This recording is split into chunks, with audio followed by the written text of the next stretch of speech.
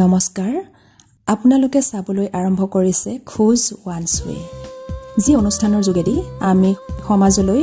বিভিন্ন ধৰণে বিভিন্ন দিশত বৰঙণি আগবঢ়োৱা বিশিষ্ট ব্যক্তিসকলৰ সৈতে বাৰ্তালাপ আপোনালোকৰ মাজত দাঙি ধৰাৰ প্ৰয়াস কৰিছো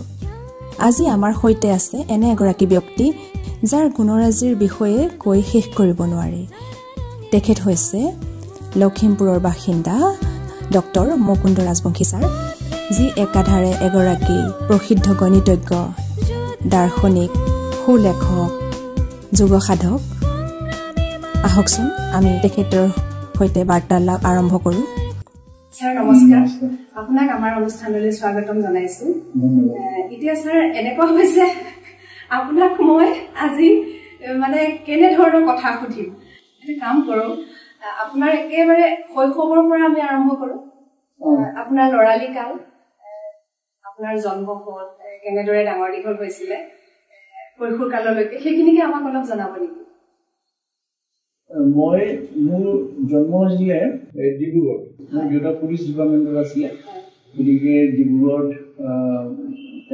দেউতাই চাকৰি কৰিছিলে চাকৰি কৰাৰ কাৰণে কি সূত্ৰে তাতেই মোৰ জন্ম হৈছিলে জন্ম হোৱাৰ পিছত তাত প্ৰায় 6 বছৰমান থাকিলোঁ 6-7 বছৰমান আৰু সেই সময়তে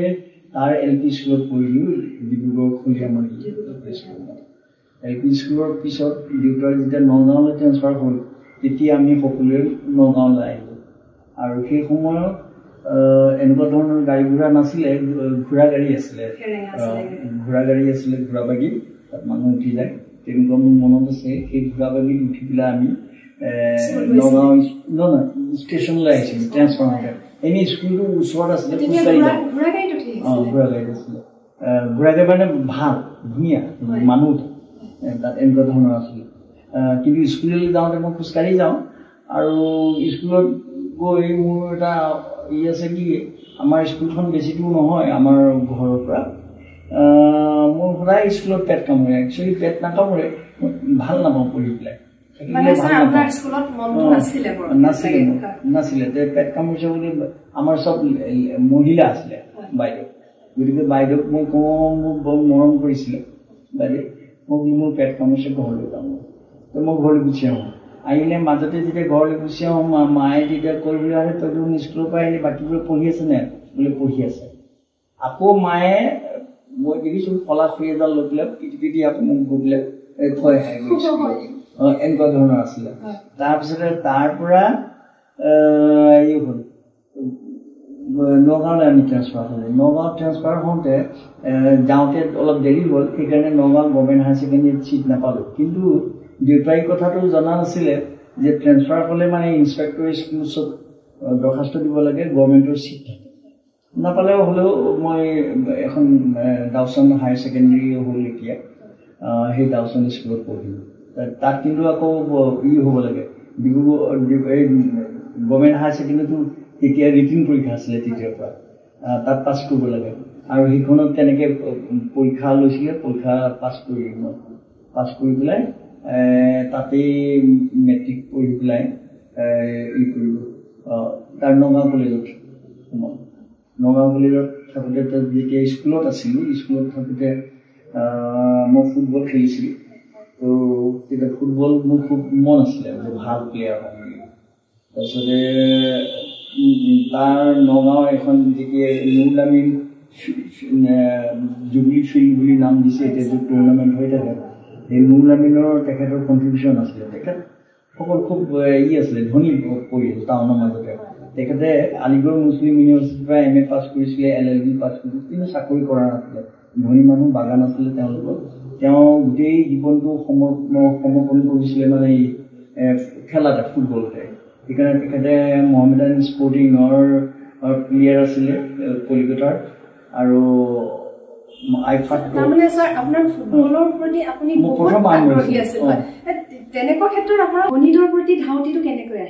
গণিতৰ প্ৰতি ধাউতিটো মোৰ পিছত আহিছে পাছত আহিছে কিন্তু তেতিয়া মই গতানুগতিক নম্বৰ পৰীক্ষা হৈ নম্বৰ পাওঁ বিশেষকৈ মই সৰল নম্বৰ পাইছিলোঁ গণিত আৰু ইংৰাজীত পাইছিলোঁ ইংৰাজীটো কি হয় ক্লাছ 8ত যে ডিবেট কম্পিটিশ্যন হয় তেতিয়াতো অসমীয়া মিডিয়ামৰ স্কুলতে পঢ়িছিলোঁ মই হাইস্কুলত তেতিয়া যদিও আমাৰ ISC পৰা ইণ্টাৰমিডিয়েটৰ পৰা কম্পালচৰি আছিলে ইংৰাজী তেতিয়া মই ডিবেট কৰোঁ ডিবেট কৰিলে মই প্ৰাইজ নাপাওঁ মাষ্টৰে কয় তই ইংৰাজীত কেলৈ ক অসমীয়াত কেলৈ নকৰ অসমীয়াত ক'লে তই প্ৰাইজ পালিহেঁতেন মোক বোলো ছাৰ মোক প্ৰাইজ নালাগে মই প্ৰাইজৰ কাৰণে কোৱা নাই মই মানে ইংলিছ স্পিকিং ভালকৈ ইংৰাজী কেনেকৈ ক'ব পাৰে মই সেইটোহে বিচাৰিছোঁ সেইকাৰণে মই ইংৰাজীত মই মানে ইংৰাজী বিষয়টো ভাল পাইছিলোঁ মই ভাল পাইছিলোঁ প্ৰতিটো বিষয় আপুনি সমানে ভাল পাইছিলে নে প্ৰতিটো বিষয় সমানে ভাল পোৱা নাই অংক আমাৰ খুব ভাল এজন টিচাৰে পঢ়াইছিলে সেইটো কাৰণে আৰু ইংৰাজীও খুব ভাল টিচাৰে পঢ়াইছিলে স্কুলত খুব ভাল টিচাৰ আছিলে তাৰমানে চাগে শিক্ষক কেইজনৰ কাৰণে আপোনাৰ বিষয়টো সেইটো হ'ল কাৰণ শিক্ষকজনে BA পাছ কৰি আহিলে মই নিজৰ বন্ধু কেইজনৰ লগত কথা পাতিছিলোঁ তেতিয়া শিক্ষকৰ বেছি আদৰ নাই দৰমহাও বেছি নাই মোৰ বন্ধুটো কওঁ যে এই মানুহটো ছাৰ আৰু আখৰবোৰ ইমান ধুনীয়া বৰ্ডত লিখে ইংৰাজী হওক অসমীয়া হওক তেতিয়া মোৰ লগৰকেইটা কওঁ যে কটন কলেজৰ পৰা পঢ়ি আহিছে মানুহটো আহি পেলাই মাষ্টৰ কেলৈ হ'ল তেতিয়া মানে SDCটোৱে বহুত ডাঙৰ কথা SDC হোৱাটোৱে IS বা IPSৰ কথাটো নাহে সেইবোৰ গম নাপাওঁ ই কেলৈ SDC নহ'লে ই কেলৈ গভৰ্ণমেণ্ট অফিচাৰ নহ'লে এনেকুৱা ধৰণৰ কথা কৰিলে এই তেনেকুৱা ধৰণৰ আছিলে আৰু তেওঁ এনেকুৱা ভাল শিক্ষক আছিলে ৰাস্তাত যদি কেতিয়াবা পাই যায় চাইকেলৰ পৰা নামি পেলাই প্ৰশ্ন সুধিব কিছুমান এনেকুৱা ধৰণৰ আছিলে গতিকে সেইকাৰণে সেই শিক্ষকজনৰ পৰাই সেইটো ছাৰ আজিকালিও আজিৰ প্ৰজন্মই তেনেকৈ ভাবে নেকি বাৰু ধৰক অলপ শিক্ষকতাৰ ক্ষেত্ৰত যদি অলপ কৃতিত্ব থকা মেধাসম্পন্ন মানুহৰ বিষয়ে সেই শিক্ষকতা কৰিবলৈ কিয় আহিলে বেলেগ চাকৰি কিয় নকৰিলে তেনেকুৱা আজিৰ প্ৰজন্মৰ ল'ৰা ছোৱালীও ছাৰ ভাবে নেকি বাৰু আজিৰ প্ৰজন্মই নাভাবে মই কোৱা নাই নাভাবে আমিও ছাত্ৰ ছাত্ৰী হিচাপে নিজকে যদি ছাত্ৰ ছাত্ৰীৰ শাৰীত বহাই চাওঁ কিন্তু আমি শিক্ষকজন বেছি মেধাসম্পন্ন হোৱাটো বিচাৰোঁ আজিকালি নহয় আজিকালি মেধাসম্পন্নৰ ওপৰত জোৰ নাই সমাজখন দেখিছোঁ টকা পইচাৰ ওপৰত জোৰ দিছে এতিয়া কলেজ টিচাৰ্ছৰ দৰমহা বহুত দৰমহাৰ কাৰণে চাকৰিটোৰ কাৰণে হয় তেওঁলোকে আগৰ শিক্ষকৰ নিচিনা বা আমাৰ চামত আমি যেনিও সোমাইছিলোঁ মই হেমেন গগৈ দেৱেন ভট্ট বুলি এজন আছিলে এই নৰ্থ লখিমপুৰ কলেজত বিশেষকৈ হেমেন গগৈ মই আমি আৰু শ্বৰিফুল ইছলাম তেওঁলোকৰ ডেডিকেশ্যনটো খুব বেছি আছিলে আনকি তেতিয়া লখিমপুৰখন সৰু জেগাটো তাত একো এটা এমিউজমেণ্টৰ কাৰণে কটাবলৈ একো এটা নাছিলে নথকাৰ কাৰণে গোটেইখিনি এটাই চিনেমা হল আছিলে ৰামপ্ৰসাদৰ এই চিনেমা সূৰ্য টকিজ গতিকে সেইখিনি ওচৰতে তাতে ৰৈ থাকে ল'ৰা ছোৱালীবোৰ কিন্তু মইতো অৰিজিনেলি মোৰ ঘৰ তেজপুৰত তাত আমি ছেটেল কৰিলোঁ তেজপুৰৰ পৰা আহিলোঁ অহাৰ পিছতে ল'ৰা ছোৱালীবোৰক মানে ছোৱালী নাথাকে ল'ৰা থাকে মই আকৌ সিহঁতক খেলাম ঘৰ যাত এতিয়া পঢ়গৈ এনেকুৱা ধৰণৰ ছাৰ আমি আপোনাৰ হাইস্কুললৈকে গম পালোঁ তাৰপিছত আপুনি গুৱাহাটী বিশ্ববিদ্যালয় মানে মোৰ হাইস্কুললৈকে থাকিলতো হাইস্কুলত কি হ'ল এই নুৰুল আমিনিন যিজন আছিলে ইণ্ডিয়ান ফুটবল ফেডাৰেশ্যনৰ এই প্ৰেচিডেণ্ট আছিলে তেওঁ ৰন মিটছ বুলি ইংলেণ্ডৰ পৰা এজন কোচ আনিছিলে সেই কোচে মানে অসম টীমক ৰিপ্ৰেজেণ্ট কৰা 22জন প্লেয়াৰক মানে ট্ৰেইনিং দিছিলে যে আমি যেতিয়া জুনিয়ৰ বেটছত আছিলোঁ আমাৰ কেইজনমানক মাতি পেলাই ৰন মিটছে তেখেতে মানে দিছিলে আৰু তেখেতে দেখুৱাইছিলে যে পেলে কেনেকৈ খেলে সেই সময়ত টিভি নাই একোনে চাবলগীয়াটো নাই ফটো কিছুমানে দেখোঁ পেপাৰৰ ফটো পেলেৰ খেল দেখুৱাইছিলে তেনেকৈ মানে খেলাত ইণ্টাৰেষ্ট আছিলে মোৰ কিন্তু মায়ে মানে মোক আঁতৰাই দিলে তাৰপৰা মায়ে ক'লে যে তই খেলিব নোৱাৰ কাৰণ খেলা কৰা ল'ৰা ছোৱালীয়ে ভাল চাকৰি নাপায় ইনকাম কৰিব নোৱাৰে গতিকে তইতো চাকৰি কৰিব লাগিব আমাৰ ল'ৰা ছোৱালীটো ভাইটি ভণ্টিখিনি খুৱাব লাগিব পঢ়া শুনা কৰাব লাগিব গতিকে তই সেইটো বাদ দে গতিকে সেইটো মই ডিছকাৰেজ ঘৰৰ পৰা মানে পালোঁ আপোনাৰ সেইটো মানে কথা এতিয়াও আপোনাৰ মনত আছে মোৰ কথা মানে এতিয়াও আপোনাৰ অনুভৱ হয় নেকি যে সেইটোৰ খেলৰ দিশতো যদি মানে যোৱা হ'লে আপুনিতো যুৱ সাধনা কৰে তেতিয়া মই ক্লাছ 8 মানৰ পৰা মই আৰম্ভ কৰিছোঁ কাৰণ খেলৰ কাৰণে কি হ'ল ইনডাইৰেক্টলি মোৰ লাভ হ'ল কি মোৰ বন্ধু আছিলে মোতকৈ অলপ ছিনিয়ৰ বাবুল বাৰ্মিজ বুলি তেওঁ ইণ্ডিয়া ৰিপ্ৰেজেণ্ট কৰিছিলে খুব ভাল ৰেফাৰী আছিলে গতিকে তেওঁ মোক একেলগে স্কুলত পঢ়িছিলোঁ পঢ়াৰ কাৰণে তেওঁ কৰিলে ক'লে যে তই খেলা ধূলাৰ কাৰণে শক্তি লাগিব সেইকাৰণে মোৰ জিমনাছিয়াম ক্লাবত জইন কৰে মোক জিমনাছিয়াম ক্লাবত ল'ল তেতিয়া জিমনাছিয়াম ক্লাবৰ বেংগলী হাইস্কুলত আছিলে আৰু তাৰ টিচাৰজন তেখেতে আনিছিলে এই মানে বেংগলী হাইস্কুলৰ গভৰ্ণিং বডিয়ে আনিছিলে কলিকতাৰ পৰা গতিকে তেখেতে শিকালে শিকাওঁতে এক্সাৰচাইজ শিকিলোঁ শিকাৰ পিছত মইতো নগাঁও কলেজত ISC পঢ়িছিলোঁ তেতিয়া মই মিষ্টাৰ নগাঁও কলেজ আছিলোঁ বডি বিল্ডিঙত কিতাপখনত আছে তাত আছিলোঁ তাৰপিছতে ছাৰে আবেলি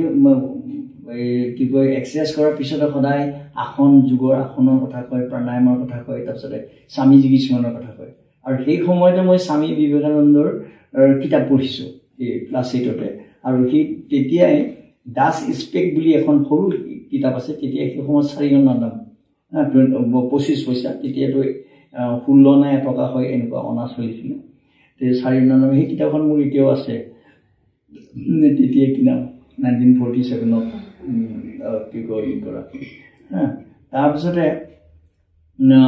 এই লাহে লাহে যুগৰ ওপৰত মোৰ ইণ্টাৰেষ্টটো বাঢ়িলে আৰু ঘৰত তেতিয়া এনকাৰেজ কৰিলে মোক যুগৰটো তেতিয়াৰ পৰা যুগটো যেতিয়া পঢ়িলোঁ কিতাপ পঢ়িবলৈ আৰম্ভ কৰিলোঁ কৰিলোঁ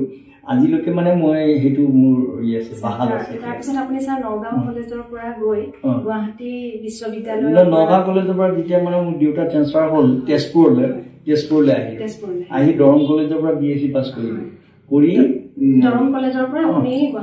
গুৱাহাটী বিশ্ববিদ্যালয়ৰ মেথছত আৰু সেই সময়ত মেথছত মানে কি হ'ল মই যেতিয়া চিট পালোঁ পঢ়িছোঁ তেতিয়া ছাৰ গুৱাহাটী বিশ্ববিদ্যালয়ৰ পৰিৱেশটো এতিয়াৰ দৰে আছিল নহয় এতিয়া বৰ উন্নত আছিলে তেতিয়া মানে কৃষ্ণ সন্দিকক মই লগ নাই পোৱা আমি আগৰ বেটছৰ হয় কিন্তু তাত এটা পঢ়াৰ পৰিৱেশ আছিলে তাত এটা বৌদ্ধিক পৰিৱেশ এটা আছিলে তেতিয়া খুব ভাল ভাল প্ৰফেচাৰবোৰ আছিলে তাত নাই পোৱা তেখেতক মানে তেওঁলোকক লগ পোৱা নাই কাৰণ 1948ত গুৱাহাটী ইউনিভাৰ্চিটি হৈছিলো সেই বেটছৰ প্ৰথম বেটছ আছিলে তেওঁ প্ৰথম ৰেজিষ্টাৰ আছিলে গুৱাহাটী ইউনিভাৰ্চিটি আৰু কৃষ্ণনন্দ সন্দিকৈ প্ৰথম ভাইচ চেঞ্চেলাৰ আছিলে উপাচাৰ্য আছিলে তেওঁলোকক লগ পোৱা নাই আমি লগ পাইছোঁ এই পিছৰ ফালৰ পৰা ভাইচ চেঞ্চেলাৰ তাৰপিছত আপুনি হায়দৰাবাদৰ পৰা আপুনি তাৰপিছতে নহয় হায়দৰাবাদ মানে মই যেতিয়া মেথছৰ পৰা মই জিঅ'গ্ৰাফি পঢ়িবলৈ যাব ওলাইছিলোঁ তাতে মোৰ লগৰ দুজনমান জিঅ'গ্ৰাফি গ'ল পঢ়িবলৈ কাৰণ সহজতে ক'লে যে ব'ল দুচ তালৈ যাওঁ সেইটো পঢ়োঁ কাৰণ মেথছটো টান পাইছোঁ খুব টান গতিকে ক'লে তাৰ সহজতে আমি ফাৰ্ষ্ট ক্লাছ পাওঁ সেই বুলি ক'লে মই তেতিয়াতো মোৰ দেউতালৈ চিঠি লিখিলোঁ দেউতাই ক'লে যে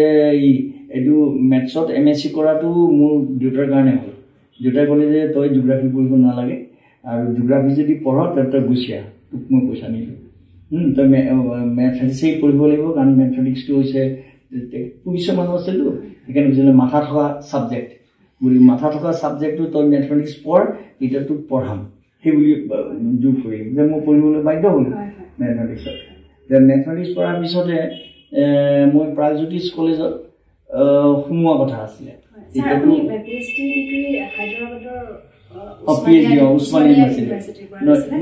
সেইটোৰ কাৰণে মই এইখিনি কথা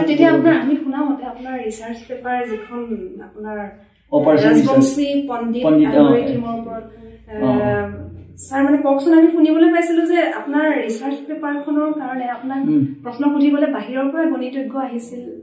নহয় তেতিয়া মানে কি হৈছিলে যেতিয়া হ'ল মই আহি পেলাই MSc ৰিজাল্ট ওলোৱাৰ আগতে ইয়াত মই সোমাইছোঁ নৰ্থ লখিমপুৰ কলেজত ইয়াত চাকৰি কৰাৰ পিছতে মোৰ দেউতাই ক'লে যে তই PhD হ'ব লাগিব দুটা কথা কৈছিলে এটা হৈছে তই PhD কৰ সেইটো হ'ব লাগিব 2 নম্বৰ তই কেতিয়াও তোৰ ডিউটিত ফাঁকি নিদিবি কাৰণ গুড টিচাৰ হ'ব চিনচিয়াৰ সেই বুলি কৈছিলে গতিকে আমি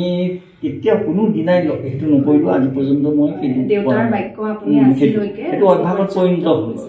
দেই চিনচিয়াৰ টিচাৰ হোৱাটো হৈ তাৰপিছতে PhD কৰিবলৈ গ'লোঁ PhD কৰিবলৈ টিচাৰ্ছ ফেলোশ্বিপ স্কিমত মই গৈছিলোঁ মানে দৰমহাটো পূৰা দি থাকে সেইটো কিন্তু সেইটো ইৰেগুলাৰ হৈছিলে তেতিয়া মানে মোৰ পৰিবাৰ সেই সময়তে তেতিয়া মই ইয়াতে পাইছিলোঁ লগ মানে নৰ্থ লখিমপুৰ কলেজৰ ফাইনেল জুলজিত ফাইনেল দি আহি পেলাই ইয়াত কৰিছিলে লেকচাৰ হৈছিল তেতিয়াতো MSc পাবলৈ টান টিচাৰ নাছিলে কম ওলাইছিলে তাৰপিছতে সেই সময়ত আকৌ কি হ'ল এওঁ যেতিয়া ৰিজাল্ট ওলালে ফাৰ্ষ্ট ক্লাছ ফাৰ্ষ্ট হ'ল গোল্ড মেডেলিষ্ট হ'ল চব লখিমপুৰৰ মানে উইচ কৰিবলৈ গৈছে মই যোৱা নাছিলোঁ দেই মই এনেই যোৱা নাই মোৰ কোনো ইগ' যে আছে বা বেয়া পাইছোঁ মই ফাৰ্ষ্ট ক্লাছ পোৱাৰ কাৰণে এনেকুৱা ধৰণৰ কথা নহয় মই যোৱা নাই তাৰপিছতে সৌভাগ্যক্ৰমেই হওক বা ইয়ে হওক মানে এওঁৰ লগত মোৰ বিয়া হ'ল বিয়া হোৱাৰ পিছতে মই PhD যেতিয়া কৰিব গ'লোঁ টিচাৰ্ছৰ দৰমহাটো ফেল'শ্বিপ স্কিমত গৈছিলোঁ তাৰমানে সম্পূৰ্ণ দৰমহা মোক প্ৰিয় দৰ্শক এইখিনিতে আমি জনাব বিচাৰোঁ আপোনালোকক যে ছাৰৰ পৰিবাৰ ডক্টৰ অমিয়া ৰাজবংশী বাইদেউ হৈছে এগৰাকী বিশিষ্ট লেখিকা বাইদেউ এগৰাকী বিজ্ঞানী আৰু লখিমপুৰৰ সুসন্তান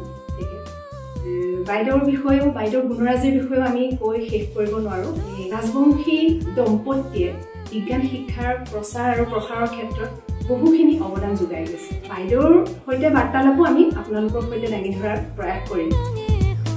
তাৰপিছতে মই উছমানিয়া ইউনিভাৰ্চিটিত গ'লোঁ ছাৰে তাত ইণ্টাৰভিউ হৈছিলে ইণ্টাৰভিউত মই হ'লোঁ চিলেক্ট হ'লোঁ হৈ পেলাই উছমানিয়া ইউনিভাৰ্চিটিত PhD আৰম্ভ কৰিলোঁ আৰু সেই বিষয়টো মোৰ ষ্টেটিষ্টিক্স ডিপাৰ্টমেণ্টত মোৰ ষ্টেটিষ্টিক্স নাছিলে মোৰ মেথমেটিক্স আছিলে কিন্তু যিহেতু মোৰ গাইডৰ লগত খুব ভাল ছাৰে যেতিয়া মোক একচেপ্ট কৰিলে ষ্টুডেণ্ট হিচাপে গতিকে মই ছাৰৰ এইটো কৰিলোঁ আৰু ছাৰে ক'লে তুমি অপাৰেশ্যন ৰিচাৰ্চ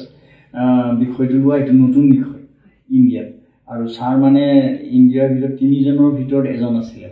খুব ভাল সেইটো গতিকে মই এই তাতে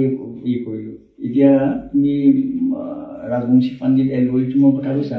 তাৰে মই এটা আৱিষ্কাৰ মানে কৰিলোঁ উলিয়ালোঁ ৰাজবংশী পণ্ডিত এলগৰিথম সেই বিষয়টো উলিয়াই পেলাই মই ছাৰক দেখুৱালোঁ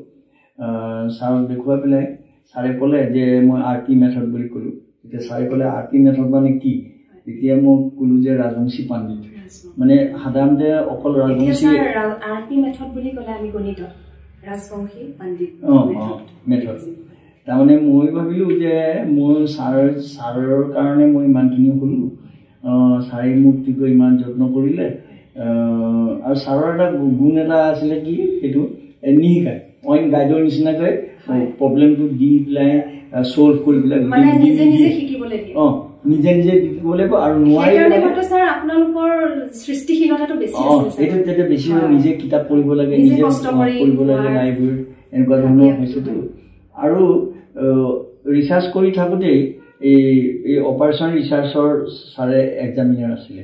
PhD তেতিয়া মাদ্ৰাজ ইউনিভাৰ্চিটি বা দিল্লী ইউনিভাৰ্চিটিৰ কিছুমান থেচিছ আহে তেখেতে মানে এক্সামিন কৰে সেই থেচিছবোৰ কি কৰে মোক দি ক'লে তুমি এইটো চামাৰাইজ কৰা গোটেইটো পঢ়ি পেলাই তুমি চামাৰাইজ কৰি মোক দিয়া এনেকৈ সেইটো কাৰণে মোৰ লাভ হয় তেতিয়া সেই থেচিছ কেনেকৈ থেচিছ লিখিব লাগে সেই লাইনত কেনেকুৱা ধৰণৰ খুব ভাল থেচিছবোৰ কেনেকুৱা ধৰণৰ হয় কেনেকুৱা ধৰণৰ অৰিজিনেল থাকে মোক বহুত সহায় কৰিলে অৰিজিনেল গতিকে সেইটো কৰি পেলাই তেতিয়া মই এই ৰাজবংশী পণ্ডিত এলগৰিথমটো সেইটো উলিয়ালোঁ ছাৰক দেখুৱালোঁ ছাৰে তেতিয়া ক্লাছতো এইটো বুজাইছিলে MSc ক্লাছত ল'ৰা ছোৱালীবোৰ সেইটো হৈছিলে গতিকে তাৰপিছতে এইটো মই যেতিয়া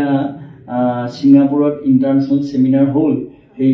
ইণ্টাৰনেশ্যনেল ছেমিনাৰত এই পেপাৰখন চিলেক্ট কৰিলে তাত আমি গৈছিলোঁ বাইদেউ মোৰ লগতে গৈছিলে তাত এটা ৱৰ্কশ্বপ কৰিলে 7 দিনীয়া ছায়েন্স অপ্টিমাইজেশ্যনৰ ওপৰত এটা ৱৰ্কশ্বপ সেইটো আমি কৰিছিলোঁ আৰু মই সেই পেপাৰখন তাত পঢ়িছিলোঁ তেতিয়া আমেৰিকাৰ পৰা এজন আহিছিলে লিউ বুলি চাইনিজ ল'ৰা তেওঁ এইটো লাইনত কৰি আছিলে তেতিয়া তেওঁ পেপাৰখন পঢ়োঁতে তেতিয়া মানে এই পেপাৰখনৰ মানে খুব কৰিছে প্ৰশংসা কৰিছিলে তাৰ মাজতে ছাৰ আপোনাৰ পৰা আমি আৰু অকণমান জানিব বিচাৰিম আপোনাৰ আচলতে বহুখিনি আপোনাৰ পৰা জানিবলগীয়া আছে কিন্তু লখিমপুৰৰ এখন অগ্ৰণী শিক্ষানুষ্ঠান জিনিয়াছ একাডেমীৰ আপোনাৰ নিৰীক্ষণত আৰু তত্ত্বাৱধানত আপুনি ইমান দিনে একাডেমীখনৰ লগত জড়িত হৈ আছে আৰু তাৰ পৰা বহুতো শিক্ষাৰ্থী আজিলৈকে ওলাই গৈছে বহু ঠাইত প্ৰতিষ্ঠিত হৈছে জিনিয়াছ একাডেমী সম্পৰ্কত আপোনাৰ মতামত আমি অকণমান জানিব পাৰিম নেকি মানে জিনিয়াছ একাডেমি কি হ'ল মই স্কুলত জড়িত হৈ থাকিম বুলি বা এইবোৰ ভবা নাছিলোঁ তাৰমানে মই যেতিয়া ৰিটায়াৰ হ'লোঁ ৰিটায়াৰ মই যিহেতু অখিল ভাৰতীয় বিদ্যাৰ্থী পৰিষদৰ লগত জড়িত আছিলোঁ অল আছামৰ ষ্টেট প্ৰেচিডেণ্ট আছিলোঁ তাৰপিছতে যেতিয়া মোৰ ল'ৰাটো BSc পঢ়ি আছিলে ইয়াতে সেই সময়তে আকৌ এই আমাৰ অসমৰ হোমেন বৰগোহাঁইৰ পৰা এটা ফোন আহিলে যে এইটো আৱাসিক সম্পাদক মই ক'ব লাগে ইয়াত এটা খুলিব আমাৰ অসমৰ এটা ব্ৰাঞ্চ এটা খুলিব ইয়াৰ পৰা প্ৰকাশ হ'ব লখিমপুৰ এডিশ্যন এটা খুলিব সেই বুলি ক'লে তেতিয়া মই যদিও মই ভাল পাওঁ সাংবাদিকতাটো আৰু পঢ়িছিলোঁ মই যিবোৰ কিতাপ কিন্তু এইটো অলপ চেলেঞ্জিং হয় তো চেলেঞ্জিং হোৱাৰ কাৰণে মই ইয়েছ বুলি ক'লোঁ এইটো ক'ম বুলি গতিকে এইটো মোৰ ইণ্টাৰেষ্ট হৈ গ'ল ইণ্টাৰেষ্ট হৈ প্ৰায় 8 বছৰমান মই কৰিলোঁ তাত তেতিয়া মই এডিটৰিয়েলো লিখিবলৈ দিছিলে তাৰপিছতে আৰু তাৰ আগৰ পৰা মই এই হোমেন বৰগোহাঁই আমাৰ অসমত থাকোঁতে মই প্ৰকাশ কৰিছিলোঁ আৰু গাৰ্লছ কলেজৰ প্ৰিন্সিপাল হৈ থাকোঁতে নতুন দৈনিক বুলি চন্দ্ৰপ্ৰসাদ শইকীয়া এডিটৰ আছিল তেখেতে মই কিছুমানে এই সম্পৰ্ক ভাল হৈছিলে মানে মই আৰ্টিকল দিছিলোঁ চন্দ্ৰপ্ৰসাদ তেখেতৰ লগত ঘৰুৱা আছিলে মানে হোমেন বৰগোহাঁইৰ কাৰণ এওঁ মাকৰ ঘৰ মোৰ পৰিবাৰৰ মাকৰ ঘৰ হৈছে ঢকুৱাখানাত আছিলে ডাঙৰ দীঘল হৈছিলে হোমেন বৰগোহাঁই তাত ডাঙৰ দীঘল হৈছিলে সেইকাৰণে এওঁ মাকক মানে বাইদেউকৈ মাতিছিলে সেইটো এটা পৰিৱেশ এটা আছিলে তেখেতৰ লগত তাৰপিছতে মই এই বিজ্ঞান আৰু আধ্যাত্মিকতা বিজ্ঞান আৰু বেদান্ত বিজ্ঞান আৰু উপনিষদ এনেকুৱা ধৰণৰ আৰ্টিকলবোৰ চন্দ্ৰপ্ৰসাদ শইকীয়াই যেতিয়া নতুন বাতৰি উলিয়াইছিলে মই তাত প্ৰকাশ পাইছিলে মই তেতিয়া গাৰ্লছ কলেজৰ প্ৰিন্সিপাল হৈ আছিলোঁ তাৰপিছত চন্দ্ৰপ্ৰসাদ শইকীয়াই খুব মোক উৎসাহ জনাইছিল যে এইটো অসমীয়াত এনেকুৱা ধৰণৰ নাই লিখা মেলা গতিকে অকল আপুনিয়ে লিখি আছে এইবোৰ মোক দি থাকক এনেকুৱা মানে ছাৰ আপুনি ইমানবোৰ দিশত লিখা মেলা কৰিলে বা আৰু আপুনি ইমানবোৰ বিষয়তে পাৰ্গত আপুনি ধৰক খেলা ধূলা কৰে যোগ সাধনাটো কৰে আৰু আধ্যাত্মিকতাৰ পৰা ধৰি লৈ বৌদ্ধিক চিন্তা চৰ্চাৰ পৰা ধৰি লৈ গোটেইখিনিৰ ওপৰতে আপোনাৰ দখল আছে ছাৰ মানে আমি জানিব বিচাৰিম সেইটো কথা আপুনি শিক্ষাবিদ বুলি ক'লে ভাল পায়নে ছাৰ আপোনাক দাৰ্শনিক বুলি ক'লে ভাল পায়নে নে লেখক বুলি ক'লে ভাল পায়নে কি বুলি পৰিচয় আপুনি নিজে ভাল পাব এতিয়া মই বিভিন্ন দিশতে মই আছিলোঁ বা এতিয়াও আছোঁ লেখা মেলা বিষয়ত আছোঁ আৰু কিতাপ পঢ়াটো মই যথেষ্ট কিতাপৰ প্ৰতি আগ্ৰহী আছোঁ কিতাপ পঢ়োঁ কিন্তু মই চিন্তা কৰি চালোঁ মই কোন নহয় চিন্তা কৰি চালোঁ যে মই দাৰ্শনিকৰ যিমান দাৰ্শনিকসকল আছে তেখেতৰ বিষয়ে মই পঢ়িছোঁ বা যিমান সাহিত্যিক আছে তেখেতৰ বিষয়ে মই পঢ়িছোঁ গণিতজ্ঞসকলৰ বিষয়ে মই যথেষ্ট পঢ়িছোঁ গণিতটো মানে মই ভাল পোৱা হৈ গ'লোঁ গতিকে ভাল পাই পেলাই মই পঢ়োঁ এনেকুৱা ধৰণৰ পঢ়িছোঁ তেতিয়া মই কোন পিছত যদি প্ৰশ্ন কৰোঁ তেতিয়া মোৰ এটা উত্তৰ আহে মানে মই jack of all trades master of none যিটো ইংৰাজীত আছেতো মই সেইটোহে একচুৱেলি মই কোনো এটাত নাই তাৰপিছতে এই যে মই স্কুলৰ কথাটো ক'লোঁ স্কুলত এই বৰ্তমান principal doctor Satyaranjan Goswami doctor এই হৈ গ'ল ফাইনেল ভাইবা ওলাই গ'ল তেওঁ PhD ফিজিক্সত খুব ভাল আছিলে তেতিয়া তেওঁ এডুকেশ্যনেল নাছিলে তেওঁ ৰিপ্ৰেজেণ্টেটিভ আছিলে মেডিকেল ৰিপ্ৰেজেণ্টেটিভ তেওঁ আহিলে তাৰপিছতে মুনীন সহপণ্ডিত বুলি এজন আছে তেওঁ ABBত আছিলে তেতিয়াৰ পৰা মোক সৰুৰ পৰা পাইছোঁ ওচৰতে ঘৰ তাত পাইছিলোঁ বিদ্যাৰ্থী পৰিষদত আছিলে তাৰ পৰা আহিছিলে গতিকে সিহঁতে আহি পেলাই ক'লে যে আমি এখন স্কুল তেতিয়া মই চিন্তা কৰিলোঁ যে মই স্কুল খোলোঁ নে কি কৰোঁ আৰু সেই সময়তে এই V. সতীশ বুলি এতিয়া প্ৰাইম মিনিষ্টাৰ আমাৰ মোদী আৰু হোম মিনিষ্টাৰ লগত তেখেতৰ ভাল আৰু তাত থাকে তেওঁ কি কয় এইজন কি কয় কি নাম কৈছিলোঁ মই সতীশ V. সতীশ তেওঁ RSS চৰকাৰ ফুল টাইমত ব্যৱহাৰ কৰা নাই এতিয়া তেওঁ তাত আছে তেওঁ মোক ক'লে যে আপুনি এটা কাম কৰক ছাৰ ইণ্ডিয়ান হিষ্ট্ৰীৰ ওপৰত যথেষ্ট পঢ়ক গতিকে ৰিটায়াৰমেণ্টৰ পিছত যে কাৰণ RSSৰ বৌদ্ধিক দিয়া শিক্ষাৰ ওপৰত বৌদ্ধিক দিয়া মানুহ নাই সেইকাৰণে মই শিক্ষাৰ ওপৰত তেতিয়াৰ পৰা পঢ়িবলৈ আৰম্ভ কৰিছিলোঁ যথেষ্ট। তাৰপিছতে যেতিয়া মই এই সাংবাদিকতাত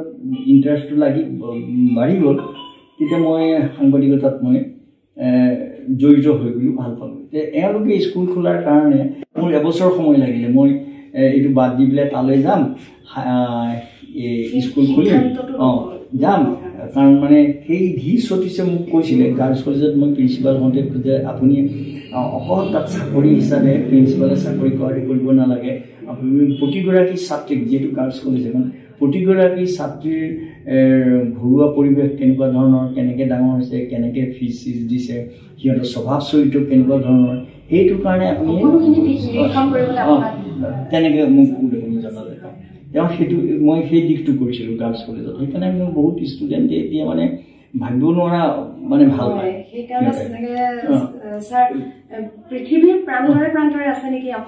আছে ষ্টুডেণ্ট বহুত আছে। তাৰপিছতে তেতিয়া এওঁলোকে যেতিয়া কৰিলে মই তেতিয়া য়েছ বুলি ক'লোঁ, কাৰণ মই লাহে লাহে সাংবাদিকতাটো অলপ বেয়া পাই আহিলোঁ। তাত মানে ৰিপৰ্টাৰসকলৰ যিবোৰ পেপাৰ নিউজ পৰিৱেশন কৰে, ফ্ৰণ্ট লাইনত যিবোৰ আহে, এইবোৰ মানে নিউজবোৰ দেখিলোঁ। চাই পেলাই তেতিয়া বাহিৰত মই যাওঁতে বাহিৰত নিউজ পেপাৰ মই কালেক্ট কৰি বা পঢ়িছিলোঁ, মই ইজৰাইলত হওক আমেৰিকাত হওক, সিহঁতৰ ফ্ৰণ্ট পেজত কোনো ধৰণৰ বেয়া খবৰ নাহে। ভিতৰত থাকিব তাকো কম আহে, থাকিব ফ্ৰণ্ট পেজত সদায় ভাল আহে। সেইকাৰণে অলপমান মোৰ অনীহা আৰম্ভ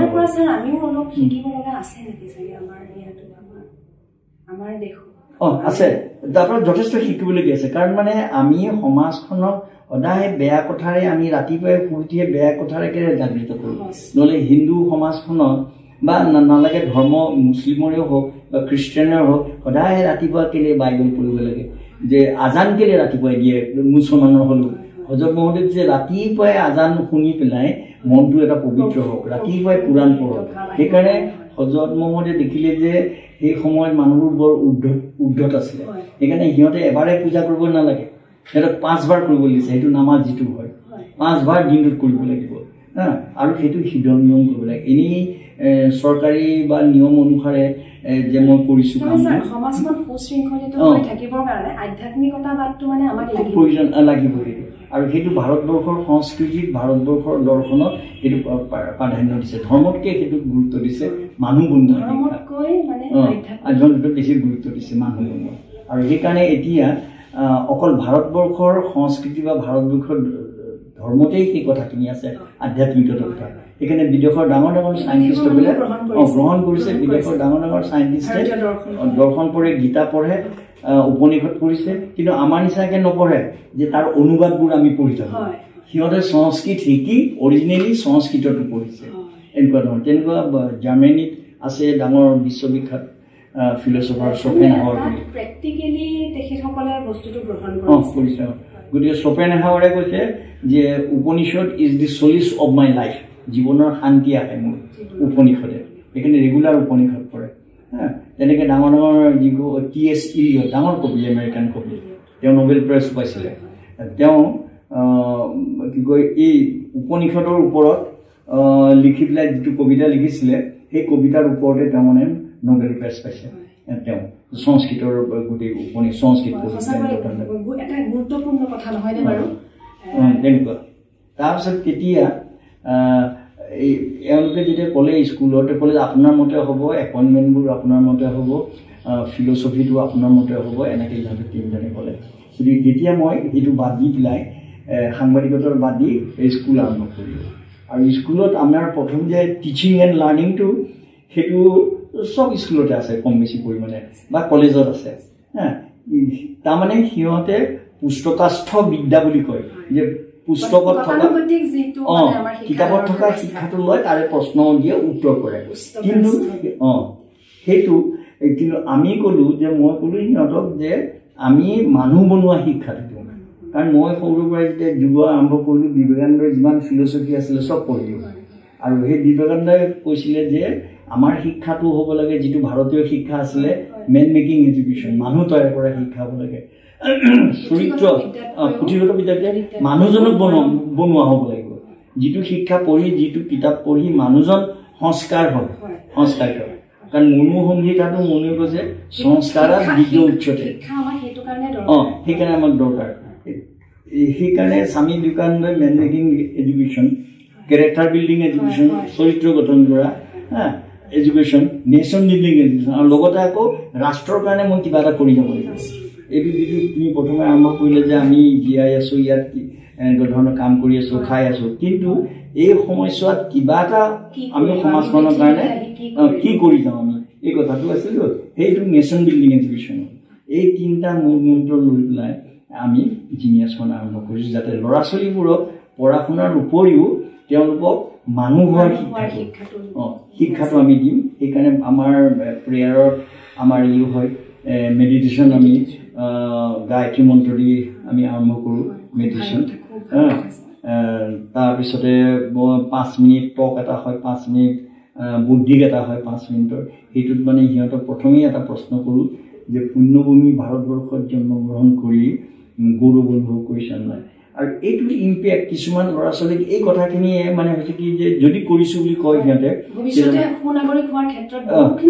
সহায় কৰে তেতিয়া মোক কওঁ তোমালোকে যদি কৰিছা মোক 1.5 পেজ বা 2 পেজ লিখি দিবা কি কাৰণে কৰিছা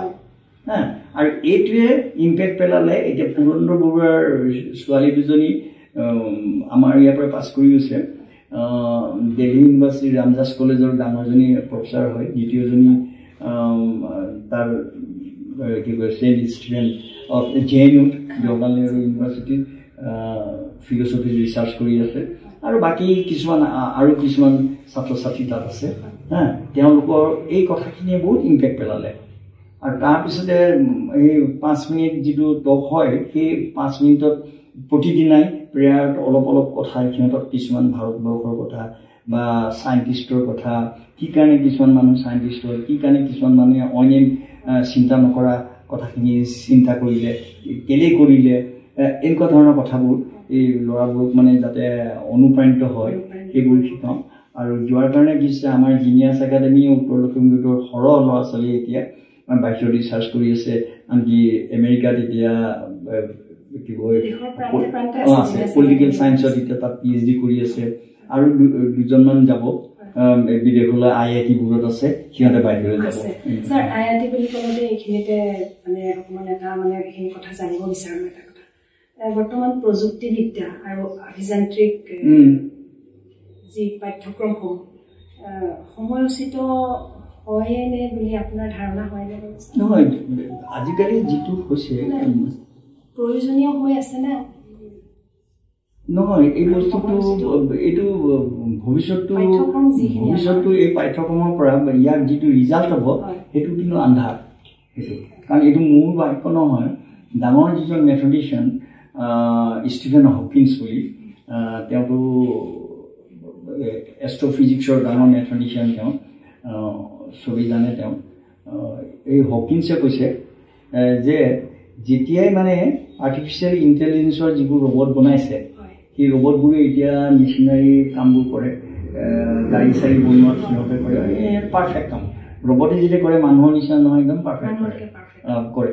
বোলে চকা এটাত মানে নট বল্টুটো যে কচে কিমান সময় কচি কিমানবাৰ জোৰ দি পেলাই কচিব লাগিব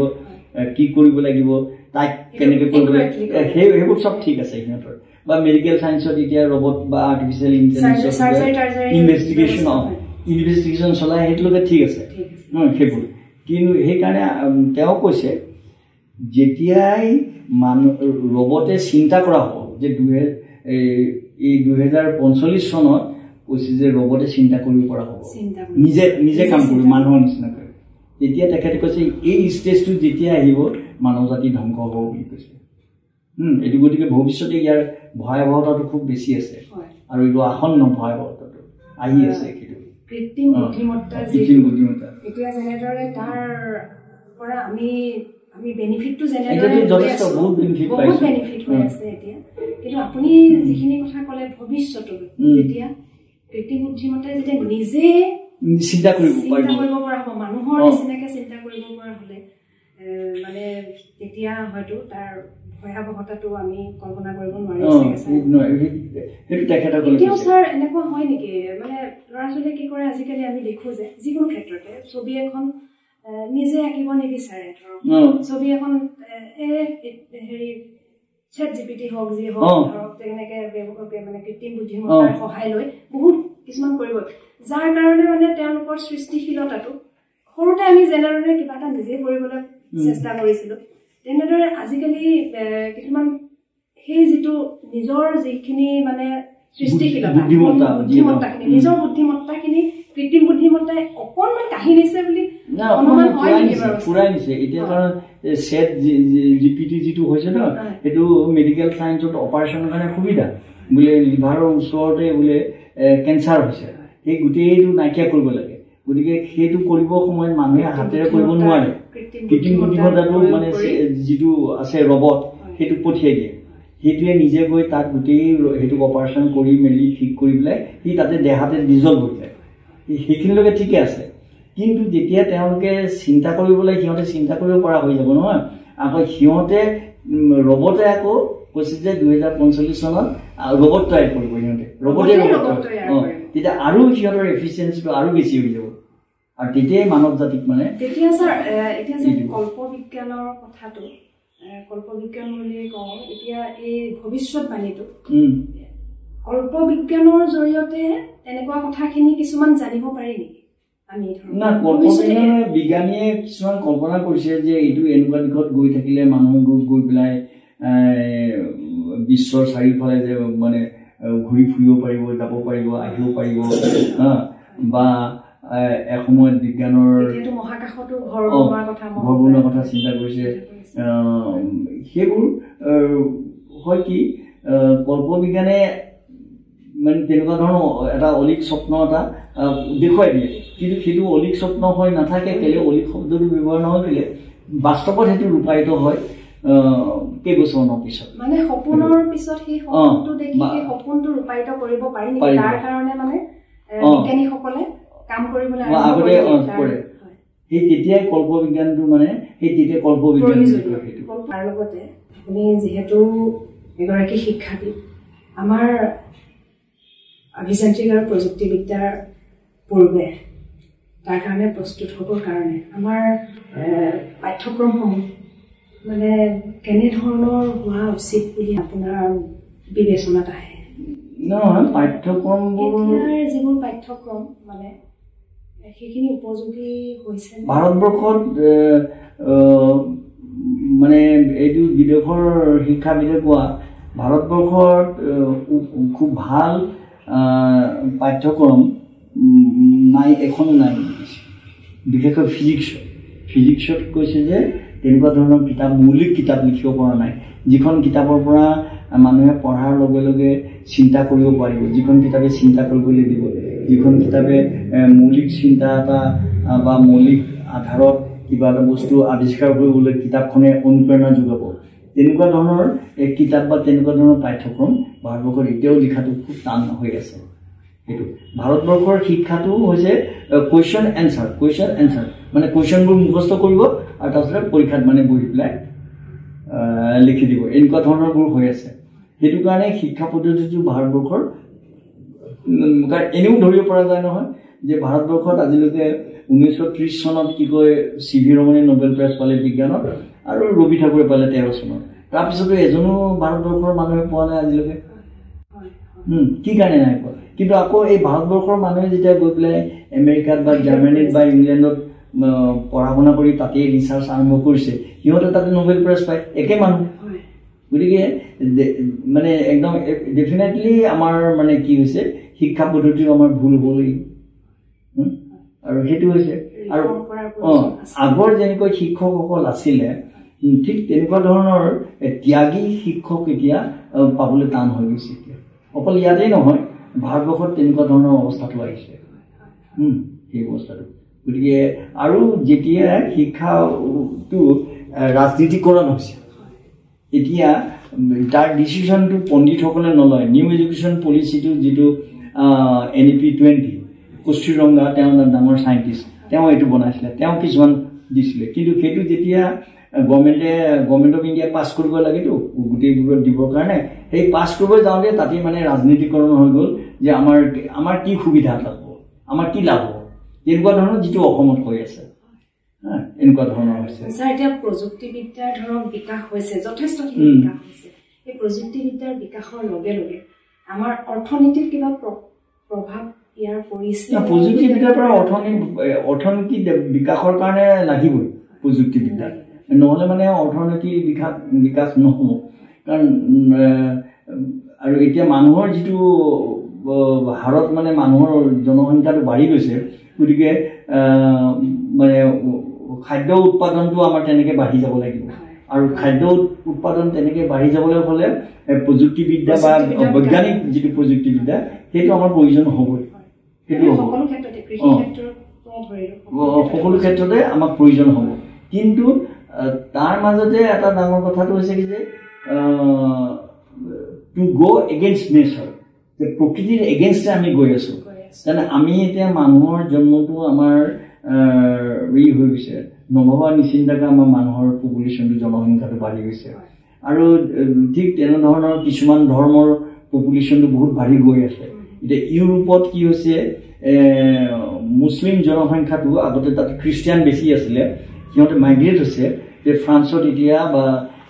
জাৰ্মানী বা ইউৰোপত এতিয়া খ্ৰীষ্টিয়ান জনসংখ্যাটো মাইনৰিটি হৈ যাব আৰু যেতিয়া মাইনৰিটি হৈ যাব সিহঁতৰ হাহাকাৰক এতিয়া চিন্তা কৰিবলৈ আৰম্ভ কৰিছে আৰু অইন দিশত দেখিছে যে আমাৰ ইয়াত যেতিয়া মানুহ জনসংখ্যা যেতিয়া বাঢ়ি গ'ল বাংলাদেশৰ পৰা আমাৰ ঢেৰ মানুহ ইয়াত আহি গ'ল গতিকে বনাঞ্চল অঞ্চলবোৰ সিহঁতে মানে বসবাস কৰিবলৈ লোৱাৰ কাৰণে তাৰ জীৱ জন্তুবোৰৰ অৱস্থাটো বেয়া হৈ আহিলে এনেকুৱা ধৰণৰ স্যাৰ আপুনি অখিল ভাৰতীয় বিদ্যাৰ্থী পৰিষদৰ কথা ক'লে আপুনি অখিল ভাৰতীয় বিদ্যাৰ্থী পৰিষদৰ জৰিয়তে আপুনি ছাত্ৰ ছাত্ৰীসকলৰ বহুখিনি বৌদ্ধিক মানসিক আৰু আধ্যাত্মিক উত্তৰণৰ কাৰণে ওতঃপ্ৰোতভাৱে জড়িত হৈ আছে আমি জানো তাৰ স্যাৰ অভিজ্ঞতা আপোনাৰ কেনেকুৱা মানে আমি যেতিয়া কৰিছিলোঁ তেতিয়া অখিল ভাৰতীয় বিদ্যাৰ্থী পৰিষদে কৈছিলে যে সেইটো অৰিজিনেলি জন্ম হৈছিলে সংঘ RSS ফালৰ পৰা জন্ম দিছিলে আৰু ছাত্ৰ ছাত্ৰীসকল কলেজৰ ছাত্ৰ ছাত্ৰীসকলক যাতে বুদ্ধিমত্তা তৈয়াৰ কৰে স্বভাৱ চৰিত্ৰ সংশোধন হয় এজন ভাল নাগৰিক হয় ভাৰতবৰ্ষৰ সেইটো চিন্তাত আছিলে সেইটো এতিয়া কি হ'ল প্ৰতিটো কথাই ৰাজনীতিকৰণ হৈ গ'ল আগৰ অখিল ভাৰতীয় বিদ্যাৰ্থী পৰিষদৰ ছাত্ৰ ছাত্ৰীসকলে ব্যক্তিত্ব বিকাশৰ কাৰণে যেনেকুৱা ধৰণৰ কিছুমান ৱৰ্কশ্বপ পাতিছিলে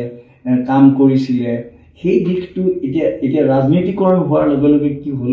সব মানুহে এতিয়া যিহেতু ইয়াত এতিয়া বিজেপি আছে চেণ্ট্ৰেলত বিজেপি আছে এতিয়া গোটেইবোৰ অখিল ভাৰতীয় বিদ্যাৰ্থী পৰিষদত সোমাই আহিলে যিটো লক্ষ্য আৰু প্ৰস্তুতি যিটো আছে সেইটো লাহে লাহে কমি আহিলে এইটো দিশত হ'ল এতিয়া মই দেখিছোঁ এতিয়া মই তেনেকুৱা ধৰণৰ মই সন্তোষ নহয় এইটো ক্ষেত্ৰত কি কয় এজন শিক্ষক হিচাপে আমি যিহেতু স্কুলখনত এতিয়া সেইকাৰণে আমি ভাবিছোঁ আমাৰ স্কুলখনত মানুহ গঢ়াৰ শিক্ষাটো আমি কেনেকৈ দিওঁ সেইটো আমি দিছোঁ সেইটো আগতে অখিল ভাৰতীয় বিদ্যাৰ্থী পৰিষদৰ সেইটো আছিলে মানুহ গঢ়াৰ শিক্ষা আছিলে পলিটিক্সৰ লগত কোনো কথা নাছিলে কাৰণ মই যেতিয়া ষ্টেটৰ প্ৰেচিডেণ্ট আছিলোঁ অখিল ভাৰতীয় বিদ্যাৰ্থী পৰিষদৰ তেতিয়া কি হ'ল মোৰ ৰিটায়াৰমেণ্টৰ সময়ত মোৰ এক্সটেনশ্যন বিচাৰিছিলে মই যিহেতু তেতিয়া কংগ্ৰেছৰ ৰাজত্ব আছিলে মই সেইকাৰণে মই এক্সটেনশ্যন নাপালোঁ তথাপিও মই কাকো দুখ নিদিওঁ মই সুখী কাৰণ মোৰ এটা প্ৰিন্সিপালত আছোঁ সিহঁতে সেই প্ৰিন্সিপালত নাই গতিকে মই মোৰ প্ৰিন্সিপালটো কাঢ়ি নিব নোৱাৰে গতিকে সিহঁতৰ মানুহক এক্সটেনশ্যন দিব মোক নিদিব মই বেয়া পোৱা নাই কিন্তু এতিয়া সেই দিশটো মানুহ গঢ়াৰ শিক্ষাটোৰ ওপৰত শিক্ষা পদ্ধতি যিটো আছে সেইটো আমি জোৰ দিব লাগিব নহ'লে এটা কথা চোৱা আপোনালোকে এইবাৰ 11 যিটো হায়াৰ ছেকেণ্ডেৰী যিটো বছৰীয়া পৰীক্ষা হৈছিলে প্ৰথম বৰ্ষ একাদশৰ যিটো শ্ৰেণীৰ যিটো পৰীক্ষা সেই পৰীক্ষাটোতো আধাতে হৈ গ'ল বন্ধ কৰিলে এতিয়াতো এনেই পাছ কৰাই দিলে সেইটো পাছ আধাতে কেলে হ'ল তাৰমানে কুৱেশ্যন পেপাৰবোৰ স্কুলৰ হেডমাষ্টাৰবোৰক হায়াৰ ছেকেণ্ডেৰী হেডমাষ্টাৰবোৰক য'ত য'ত কলেজত আছিলে তাৰ প্ৰিন্সিপালসকলক দিছিলে যে কুৱেশ্যন পেপাৰ দিছিলে এইটো ট্ৰেজাৰী দিয়া নাছিলে দিছিলে কিন্তু আমাৰ কিছুমান স্কুলৰ প্ৰধান শিক্ষকেই হওক বা কলেজৰে কিছুমানে পেকেটটো কেতিয়া খুলিলে সেই বিশ্বাসতাটো সিহঁতে ৰাখিব নোৱাৰিলে নে মানে নৈতিকতাৰ ই হৈছে কি কয় অৱক্ষয় হৈছে নৈতিকতাৰ যে তেওঁলোকে সেইটো ৰাখিব নোৱাৰিলে নহয় সেই সততাটো নাই তেন্তে সেই সততাটো নথকা শিক্ষক এজনে ছাত্ৰ ছাত্ৰীক কেনেকৈ পঢ়াব কাৰণ মই ইয়াতে লগতে এটা লগাই দিছোঁ যে এই আৰ্টিফিচিয়েল ইণ্টেলিজেঞ্চৰ হতুৱাই ক্লাছ ল'ব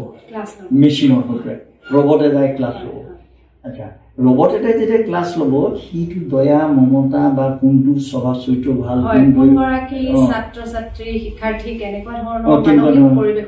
আজি এটা ছাত্ৰই বোলে ভাত খাই আহিছে নাই পাইছে নাই কোনোবা এজনী ছাত্ৰী কেনেকুৱা আছে ৰবটেটো চিন্তা কৰিবলৈ দৰকাৰ বা নোৱাৰে নোৱাৰে গতিকে শিক্ষক যেনেকে ক্লাছত নাই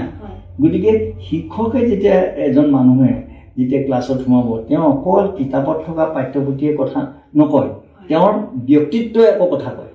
কাৰণ চুৰ ডকাইত দগবাজ এজন মানুহে শিক্ষক হিচাপে শিক্ষকতা কৰা আৰু এইখিনি কথাকে আমাৰ শিক্ষানীতিটো অন্তৰ্ভুক্ত কৰিছে শিক্ষকজন কেনেকুৱা হোৱা উচিত বা ভাল এটা ভাল দিশে আছে আমাৰ আছে আছে নৈতিকতাৰ কথাখিনি আছে নৈতিকতাৰ কথা শিক্ষানীতিত আছে কিন্তু সেইটো আকৌ হৈ যে মই যে আগতে এবাৰ কৈছোঁ পুস্তকস্থ বিদ্যা বুলি কিতাপতহে আছে সেইটোতো মানুহৰ তাৰ স্বভাৱলৈতো ৰূপান্তৰিত হোৱা নাই সেইটো হৈছে কাৰণ ইয়াতে ক'ব পাৰি মানে শিক্ষানীতিটো আচলতে সফল প্ৰয়োগ হ'ব লাগিব যেনেকে মানে মই কেৱল নীতিতে হয়তো আবদ্ধ হৈ থাকিলে কানাডালৈ যাওঁতে টৰন্টো ডাঙৰ আছিলে এয়াৰপৰ্ট তাত চেঞ্জ কৰিব লাগে ইণ্ডিয়ান মানে এয়াৰলাইন্সত মই আহিছোঁ তাৰ পৰা 4 ঘণ্টা আছিলোঁ তাতে এয়াৰপৰ্টত কিন্তু তাত যিটো মানে এয়াৰপৰ্টত কিতাপৰ দোকান আছে তাত চাওঁতে মই এখন কিতাপ পালোঁ 20 বেষ্ট টিচাৰ্ছ 20 জন মানে আমেৰিকাৰ আটাইতকৈ ভাল টিচাৰ তাৰে এগৰাকী এজন ৰিপৰ্টাৰে সুধিলে আমেৰিকাত ইমান ভাল ভাল টিচাৰ আছে আছে আপুনি সেই ইমান ভাল ভাল টিচাৰৰ ভিতৰত আপুনি এইটো বয়সো আপোনাৰ কম কিন্তু আপুনি কেনেকৈ 20 বেষ্ট টিচাৰ্ছত পৰিলে এতিয়া লেডিগৰাকীয়ে ক'লে যে মই যিটো ক্লাছ লওঁ সেই ক্লাছটোত মানে 20 জন বা 30 জন ছাত্ৰ ছাত্ৰী থাকে গতিকে তেতিয়া তেওঁ ক'লে যে আই ডু নট টিচ এ ক্লাছ অফ 20 ষ্টুডেণ্টছ 20 জন থকা ছাত্ৰ ছাত্ৰীক মই ক্লাছত নপঢ়াওঁ আই টিচ 20 ষ্টুডেণ্টছ ইন এ ক্লাছ তাৰমানে প্ৰতিজনকে তেওঁ মানে নিৰীক্ষণ কৰে গুৰুত্ব দিয়ে ইণ্ডিভিজুৱেল এটেনশ্যনটো প্ৰত্যেককে দিয়ে কেৱল এটা ক্লাছ নপঢ়ায় প্ৰত্যেকজনকে শিক্ষক আচলতে তেনেকুৱা ধৰণৰ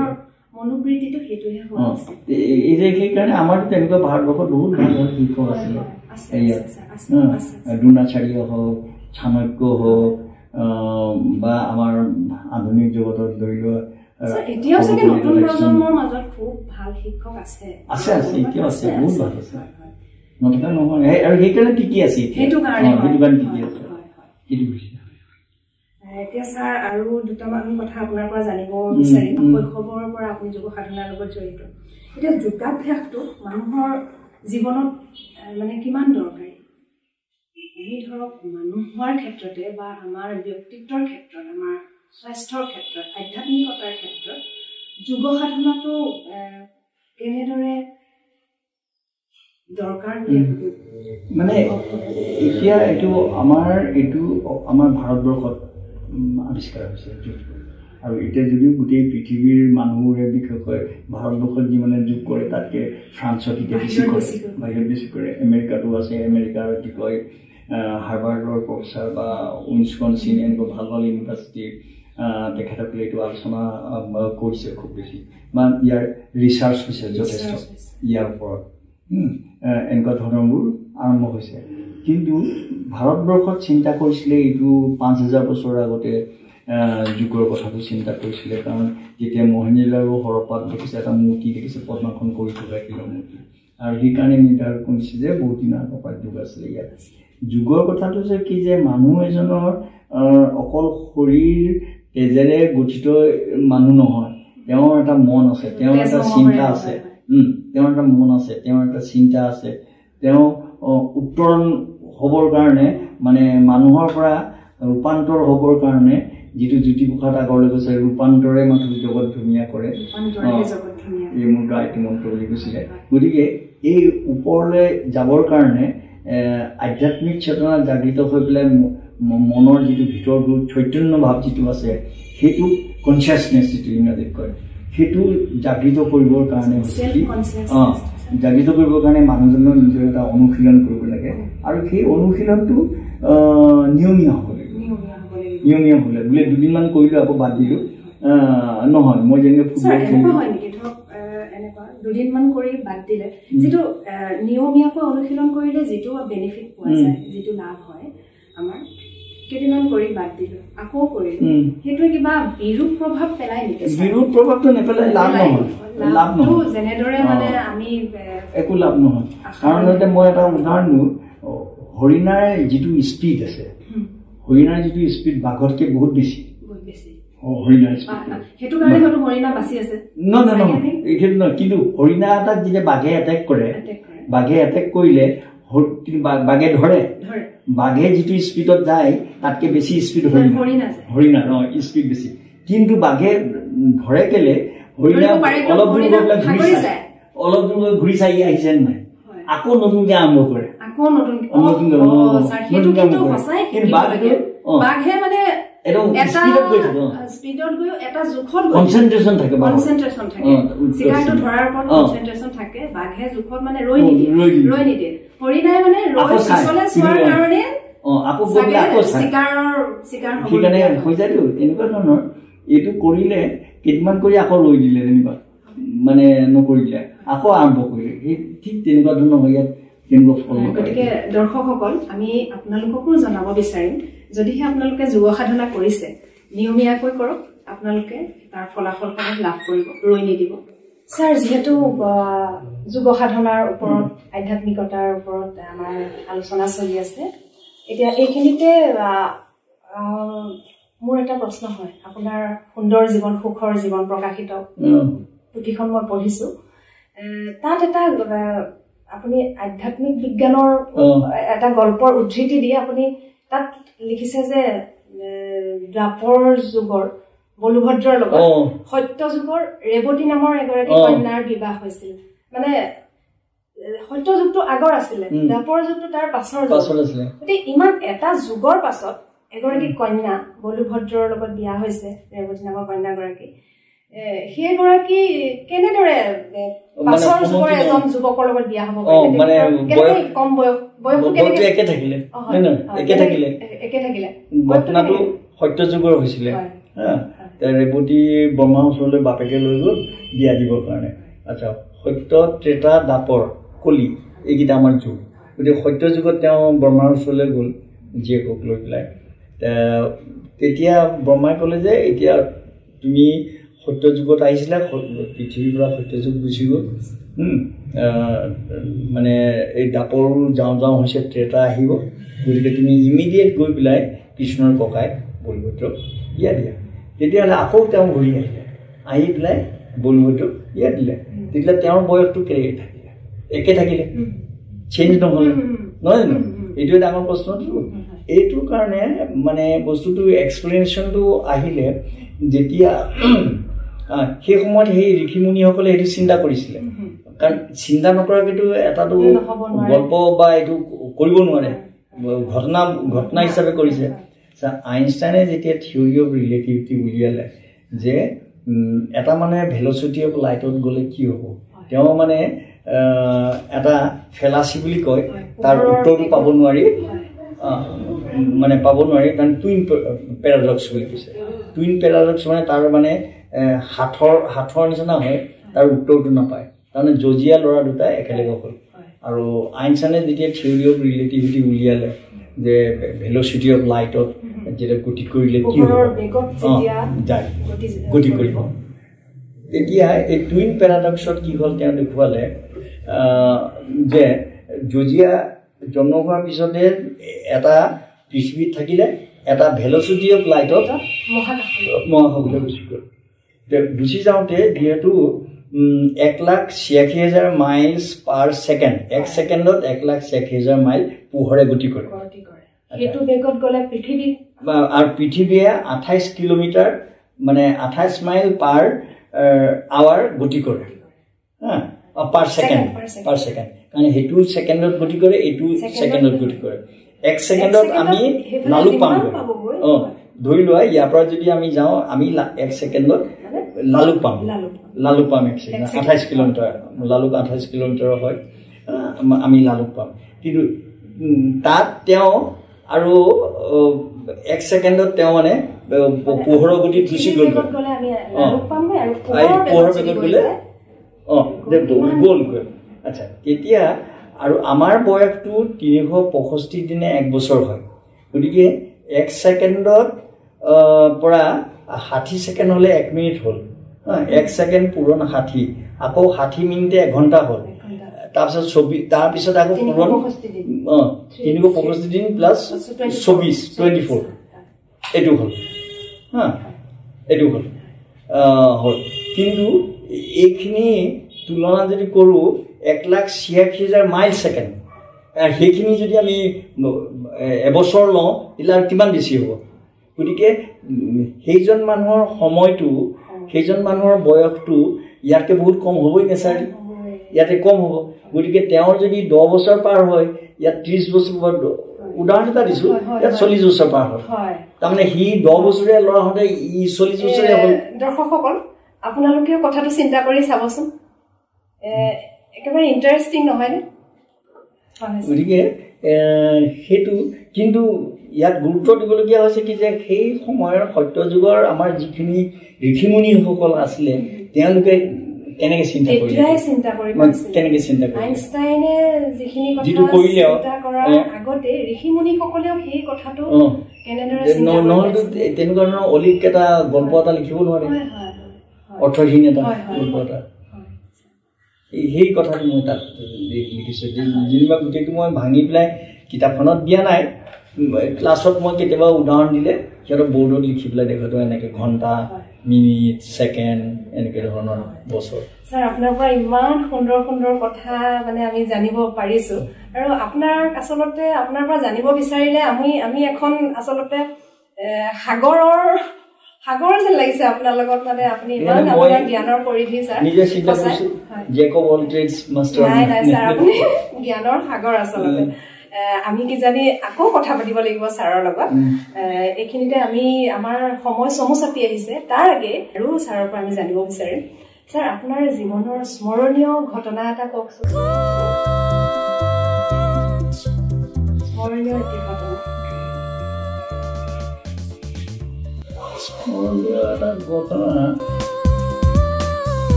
এটা হৈছে কি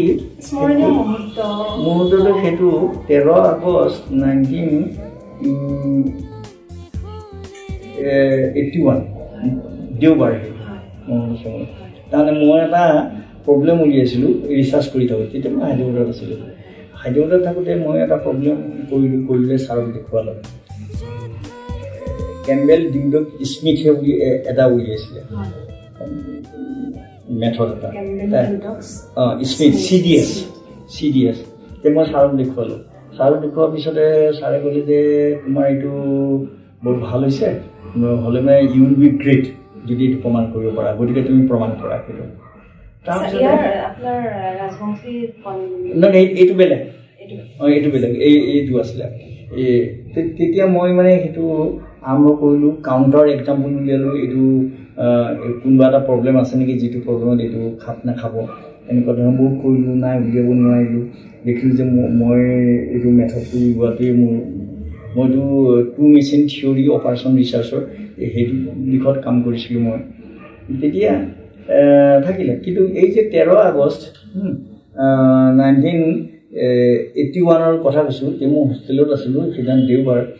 ৰাতিপুৱা মই যেতিয়া মেডিটেশ্যন কৰি আছোঁ মেডিটেশ্যনত থাকোঁতে মোৰ অহৰহ এইটো চিন্তাই আছে যে মেডিটেশ্যন থাকিলে মোৰ প্ৰব্লেমটো ভুল হৈছে নে শুদ্ধ হৈছে এনেকৈ দেখিলোঁ যে তাৰ এটা হঠাৎ আহি গ'ল মনলৈ যে নাই তোমাৰ এইটো প্ৰব্লেমটো ভুল হৈছে তেওঁ কাৰেক্ট আছে এইটো মেথডত তুমি যদি কৰা তেতিয়াহ'লে তোমাৰ প্ৰব্লেমটো ভুল বুলি ওলাই যাব সেই মেডিটেশ্যন পাইছো স্যাৰ আপুনি প্ৰমাণ কৰিব মেডিটেশ্যন পালো তাৰ লগে উঠি পেলাই মইতো আণ্ডাৰৱেৰ পিন্ধি আৰু পিন্ধি পেলাই কৰি আছিলো তো ঘপককে উঠি পেলাই মই চেয়াৰ টেবুলত মই কৰি চালো মানে হয় সঁচাই বৰ কথাবোৰ সঁচাই আধ্যাত্মিকতাৰ যে এনেকুৱা এটা শক্তি আছে সঁচাই নহয়নে বাৰু এতিয়া স্যাৰ আপোনাৰ ভৱিষ্যত পৰিকল্পনা ভৱিষ্যত পৰিকল্পনাটো মোৰ এতিয়াতো মই যিখিনি কিতাপ লিখিলো এতিয়াতো মোৰ কিতাপ লিখাই আছে দুটা আছে এটা হৈছে মানে আমাৰ জিনিয়াছ একাডেমীৰ ল'ৰা ছোৱালীখিনি কেইজনমানৰ খুব ভাল বীৰ্যৱান পুৰুষ বীৰ্যৱান পুৰুষটো যিটো কৈছে ছান্দোগ্য উপনিষদত ইয়া দেৱ বিদ্যায় কুৰুতি শ্ৰদ্ধায় উপনিষদত তা দেৱ বিয়ৱতৰম মানে যিজন পুৰুষৰ বিদ্যা আছে তাৰমানে বিশ্লেষণাত্মক দৃষ্টিভংগী আছে বিদ্যায় কুৰুতি শ্ৰদ্ধা ডিভোশ্যন আছে শ্ৰদ্ধা আছে সমাজখনৰ প্ৰতি শ্ৰদ্ধা দেশখনৰ প্ৰতি শ্ৰদ্ধা নিজৰ প্ৰতি যিটো শ্ৰদ্ধা নিজৰ প্ৰতিও থাকিব শ্ৰদ্ধা আছে পাৰি গতিকে সেইটো কাৰণ মানে আজিকালি ছুইচাইডটো কেলে হৈছে কাৰণ নিজৰ প্ৰতি সিহঁতৰ মানে এটা বিৰাট ভাৱ জন্মিছে সেইটো হৈছে গতিকে সেইটো খুব শ্ৰদ্ধাই উপনিষদ মানে প্ৰকৃত জ্ঞান আধ্যাত্মিক যিটো জ্ঞান আছে সেইটো উপনিষদ বুলি কৈছে যদি থাকে তেতিয়াহ'লে সেইটো বীৰ্যৱান পুৰুষ বুলি কয় গতিকে ঠিক তেনেকুৱা ধৰণৰ ছাত্ৰ ছাত্ৰী ওলোৱা আমাৰ সত্য সন্তৰ লগত আমাৰ প্ৰিন্সিপাল লগত মিলি আমি সেইটো আমি চিন্তা কৰিছোঁ মোৰ মানে ভিউ আছে যদি কৰি যাব পাৰোঁ তেতিয়াহ'লে মই ইয়াত পৃথিৱীত অহাটো মোৰ সাৰ্থক হ'ব আপুনি প্ৰজন্মৰ পাছত প্ৰজন্ম আপুনি শিক্ষাৰ্থী আপোনাৰ তত্ত্বাৱধানত আৰু আপোনাৰ নিৰীক্ষণত ছাৰ ওলাই আছে আপোনাৰ শিক্ষালৈ আৰু ছাৰ আমাৰ দেউতাহঁতকো আপুনি শিক্ষাদান কৰিছে আমিও আমাৰো শিক্ষক গতিকে ছাৰ এতিয়া নতুন যিসকল প্ৰজন্ম ওলাইছে ওলাব সেই প্ৰজন্মৰ প্ৰতি আপোনাৰ ক'বলগীয়াখিনি আপুনি মই সেইটো মোৰ এটা আছে পৰিকল্পনা আৰু এই পৰিকল্পনাটোত মই কেতিয়াবা ফেইলাৰো হ'ব পাৰোঁ হতাশ নহয় নহ'লেও মইতো চেষ্টা কৰিছোঁ এইটো থাকি যাব চেষ্টা কৰা মানে যে চেষ্টা কৰিছোঁ সেইটো মোক থাকি যাব 2 নম্বৰত আকৌ হৈছে কি যে এই পৰিকল্পনাৰ ভিতৰত যিটো সুধিছিলে আগতে দুখন কিতাপ মই যদি খুব মৌলিক কিতাপ লিখিব পাৰোঁ এখন আছে যুগৰ ওপৰত তো আধা লিখা হৈ আছে মৌলিক কিতাপখন সেইখনত কাৰণ মই যুগৰ ওপৰত বহুত আৰ্টিকেল প্ৰকাশ কৰিছোঁ আছাম মেডিকেল কলেজ ডিব্ৰুগড়ো আৰ্টিকেল এটা বিচাৰিছিলে এমফলত তাতো মই প্ৰকাশ কৰিছোঁ মোৰ গৱেষণামূলক হয় সেইটো যুগৰ ওপৰত এখন কিতাপ আধা হৈ আছে আৰু এখন গণিতৰ ওপৰত যে গণিত কেনেকৈ জন্ম হৈছিলে কেনেকুৱা ধৰণৰ বিজ্ঞানীসকলে গণিতজ্ঞসকলে চৰ্চা কৰিছিলে আৰু উঠি অহা নৱপ্ৰজন্মই গণিত কেনেকৈ শিকিব লাগিব কেনেকৈ চৰ্চা কৰিব লাগিব সেই দিশৰ ওপৰত এই দুখন কিতাপ লিখা মোৰ আছে আৰু নৱপ্ৰজন্মক মই ক'বলৈ হ'লে তেওঁলোকে নিজকে চিনি পাবলৈ চেষ্টা কৰক প্ৰথম নো ডাই সেল্ফ মানে অহং বিজানে যে সক্ৰেটিছে কৈছিলে নো ডাই সেল্ফ নিজকে চিনি যিটো ভাৰতবৰ্ষৰ মূল নীতি সেইটো যে মানে আধ্যাত্মিক চেতনা নিজক চিনি পাবলৈ সেইটো চৰ্চা কৰিব লাগিব